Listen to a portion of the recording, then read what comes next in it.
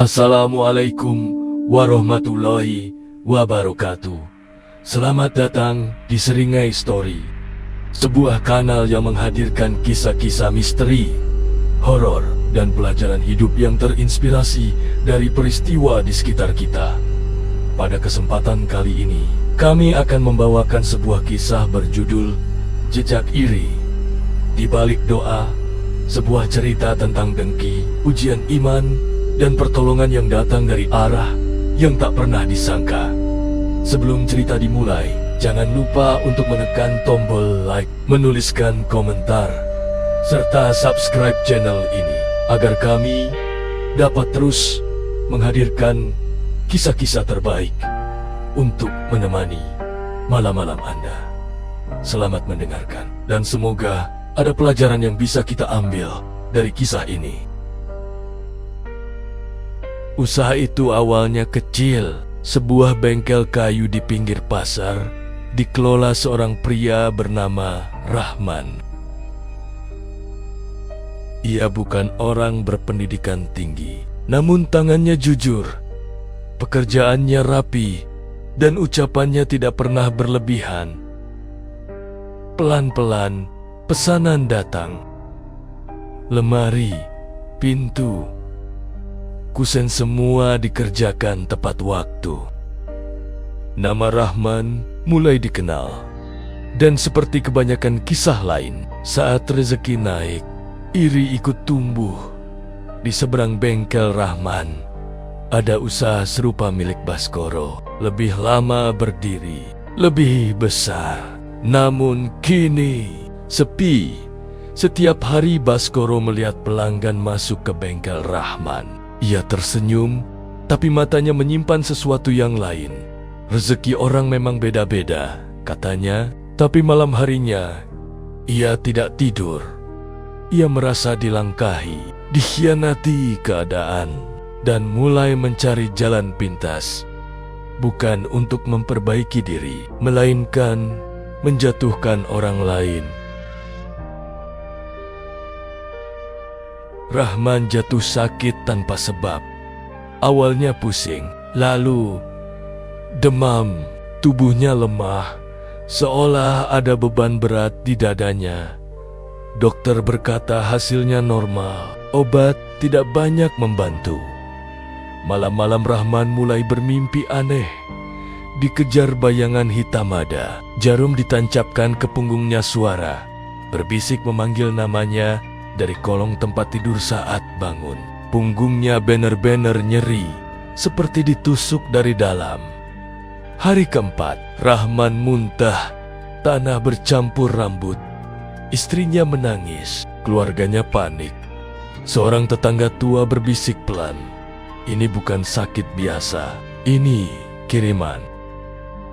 Rahman menolak percaya. Ia tidak merasa punya musuh. Namun malam itu, ia melihat sesuatu duduk di ujung ranjang. Wujudnya tidak jelas, tapi baunya amis dan dingin. Makhluk itu berbisik, "Berhenti, atau kami teruskan." Rahman dibawa ke beberapa orang pintar. Ada yang meminta mahar mahal, ada yang hanya membaca mantra singkat. Hasilnya sama, makhluk itu pergi, lalu kembali lebih marah.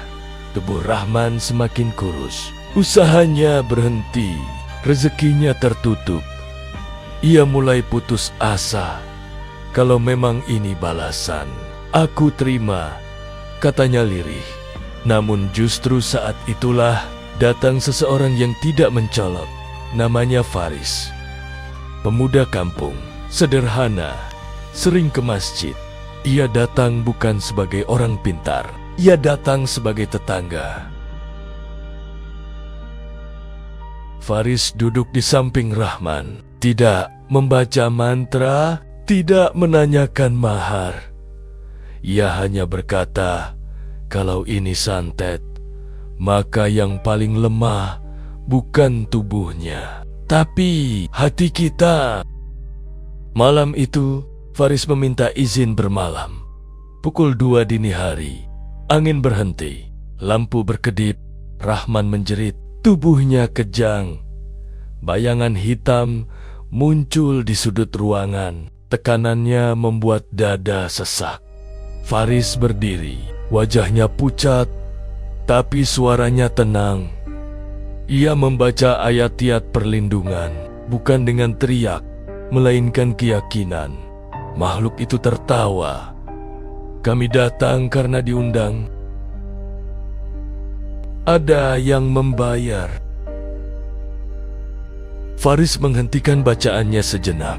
Ia berkata tegas, kalau engkau datang karena iri dan dengki manusia, maka engkau tidak berhak mengambil nyawa. Makhluk itu mengamuk. Rahman memuntahkan paku kecil dan darah. Istrinya menjerit. Faris mendekat, meletakkan tangannya di dada Rahman. Ia berdoa dan menangis, tangisan yang jujur, bukan ketakutan, melainkan kepasrahan. Makhluk itu menjerit, lalu lenyap seperti asap ditelan angin. Keesokan harinya, Baskoro ditemukan sakit parah. Tubuhnya dingin, mulutnya berkemat-kemit meminta ampun. Ia mengaku mendatangi dukun mengirim santet. Karena iri tidak pernah berniat membunuh, namun dengki tidak pernah berhenti pada niat. Baskoro bertobat. Ia menangis di hadapan Rahman. Rahman memaafkan.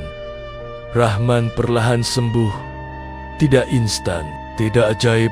Tubuhnya pulih bersamaan dengan hatinya. Ia kembali bekerja. Namun kali ini, ia lebih sering bersedekah, lebih rajin berdoa. Faris berpamitan. Saya tidak menyembuhkan, katanya. Saya hanya mengingatkan bahwa perlindungan terbesar datang dari Yang Maha Kuasa. Usaha Rahman kembali berjalan. Tidak sebesar dulu, tapi cukup dan berkah. Ia sering berkata, rezeki bukan untuk diperebutkan dengan dengki. Karena saat iri menjadi doa, iblis yang datang lebih dulu, dan Faris, ia tetap pemuda biasa. Namun dari kisah itu, kami belajar satu hal. Santet bekerja karena dengki, tapi hancur oleh iman dan keikhlasan. Tidak semua kejahatan datang dengan wajah seram.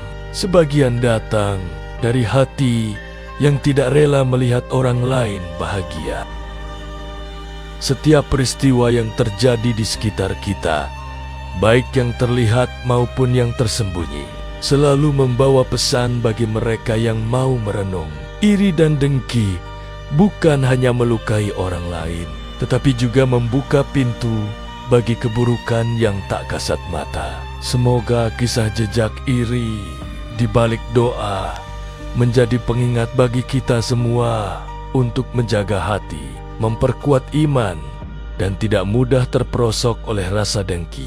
Terima kasih telah menyimak kisah ini hingga akhir. Jangan lupa untuk menyukai, meninggalkan komentar, dan berlangganan channel Seringai Story agar kami dapat terus menghadirkan kisah-kisah penuh makna, misteri, dan pelajaran kehidupan.